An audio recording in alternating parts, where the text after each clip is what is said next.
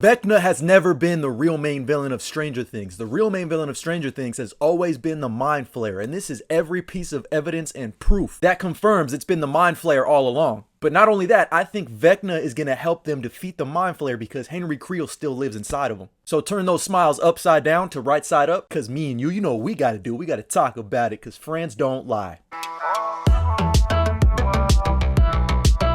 First things first, rest in peace, Uncle Phil. But for real, if you've been following me, this ties into the fact that I think Vecna is actually the Darth Vader / Anakin Skywalker of Stranger Things. And again, I'm not just saying that because his entrance scene was inspired by the Rogue One Vader scene, although that definitely helps the cause. Also the fact that his powers are basically the Force. Shit, I'm not even talking about the fact that they've both been cooked, charred, which leads to them both getting new bodies. I hate you! Although all that I just mentioned definitely helps the case. The main reason I'm making this comparison and why I don't think Vecna is the actual main villain is because much like Anakin being seduced to the dark side by Emperor Palpatine, I think the Mind Flayer is what ultimately corrupted Henry Creel into becoming 001 and eventually Vecna. Now, I don't necessarily think this was always the Duffer Brothers' intent, because in the context of Stranger Things 4, it's heavily implied that Henry Creel 001 is what formed the Mind Flayer and Dimension X into Hawkins itself, but I don't think that's necessarily the case. And it's all thanks to the Stranger Things stage play, The First Shadow, and yes, I know, making a play that most people have never seen and probably will never see factors so heavily into this final season is a bold strategy, Cotton. But I do think they're about to pay it off. Because thanks to the First Shadow stage play, we learned that Henry Creel has actually interacted with the Mind Flayer before Stranger Things Season 4. When a young Henry Creel, who used to live in Nevada by a military base, goes exploring a cave near this military base and finds stolen technology that he interacts and touches with that sends him to the Upside Down, which not only is the reason he has powers because the blood mutation from going to Earth to Dimension X gives him those psychokinetic powers, but this is also the first time that the Mind Flayer gets to corrupt Henry. And we know the Mind Flayer corrupts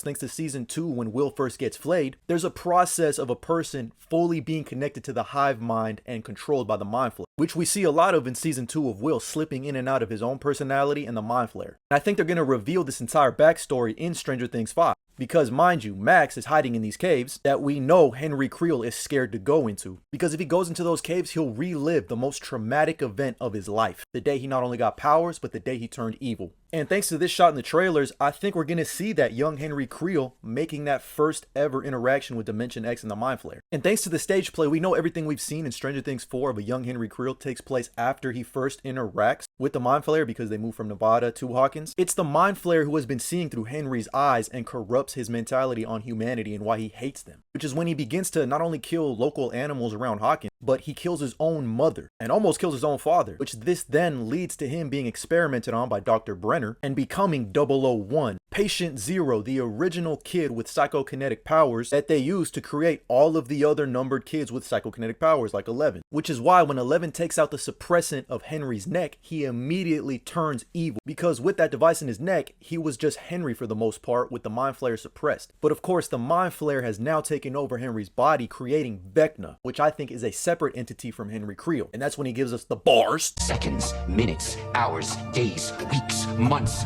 years, decades, each life, a faded, lesser copy of the one before. Wake up, eat, work, sleep, reproduce, and die. Which is when 11 does the equivalent of a WWE sending someone through a fucking chair, goes absolutely stupid and does a little ah, and unleashes so much powers that she literally opens a portal to the Upside Down, where Vecna and the Mind Flayer now know they can travel between dimensions. And now the Mind Flayer has a physical conduit that can help him achieve his goals of taking over this new planet and destroying humanity since he hates it. Thanks to this being his second interaction with the Mind Flayer and his body being all fucked up, Mind Flayer and Henry's new persona, Vecna, begins their transformation into being his 5-star general, which is something that we know the Mind Flayer has always wanted, especially in Season 3 when he corrupts Billy and makes this giant fucking flesh monster. So we know the Mind Flayer wants to have a physical presence in the right side up and take it over eventually. Thanks to everything with Vecna and 11 and everything that happens in Season 4 with a giant portal to the Upside Down opening underneath Hawkins, the Mind Flayer is basically just getting ready now to go to war with the right side up. Because don't forget in Season 2 that giant ass portal that was in the basement of Hawkins' lab where we see the Mind Flayer looking through it as 11 closes this giant gate. The signs have always been here, which also explains why it took 18 months for Vecna to come back. And also why he has a new form, because the Mind Flayer is starting to take over even more after he got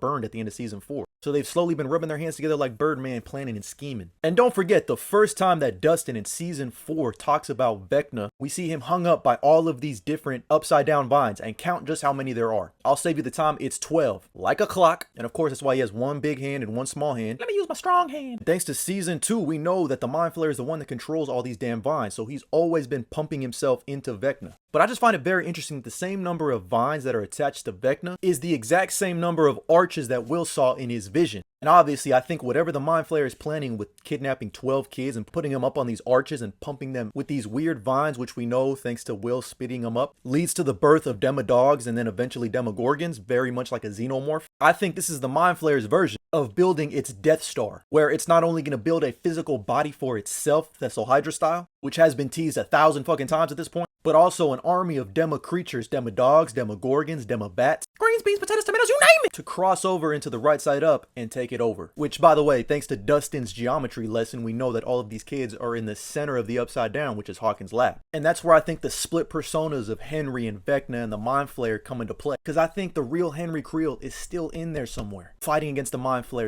/ Vecna and himself for agency. Because thanks to Max's exposition dump, we know that where she is and Holly is are in Henry's mind dimension, thanks to the memories that we've been seeing, like his stage play in 1959 Oklahoma. And that's why Henry dons the persona of Mr. What's-It, who is actually very kind, because he's created this world as an escape from Vecna and the Mind Flayer, and he sees a lot of himself in the kids that he unfortunately has to take to Vecna's island. He's trying to live his normal life that he never got to live in his own mindscape. It's not a coincidence that he's taking Holly and all of these other kids to House Creel. Essentially, Henry is taking a whole lot of cope by making these kids believe they're living a normal life in his world, when in reality they're actually being abused as a part of the Mind Flayer's plan. And that's why when Henry notices that Max is still in his mindscape for some reason, he turns into Vecna, the corrupted version of Henry. That's why he looks like 001 and Vecna's arm, because it feels like a fight and struggle for him to fully turn into Vecna. I think they're going to use this constant struggle between Anakin and Darth Vader, Vecna and Henry Creel, to their advantage. They'll probably use 008 to show him the memory of going to that cave for the first time and remembering who the fuck he really is. And I don't know about you, but this line of dialogue in the trailer sounds like Vecna turning back into Henry Creel and saying, "We're gonna stop this motherfucker one last time." You are going to help me one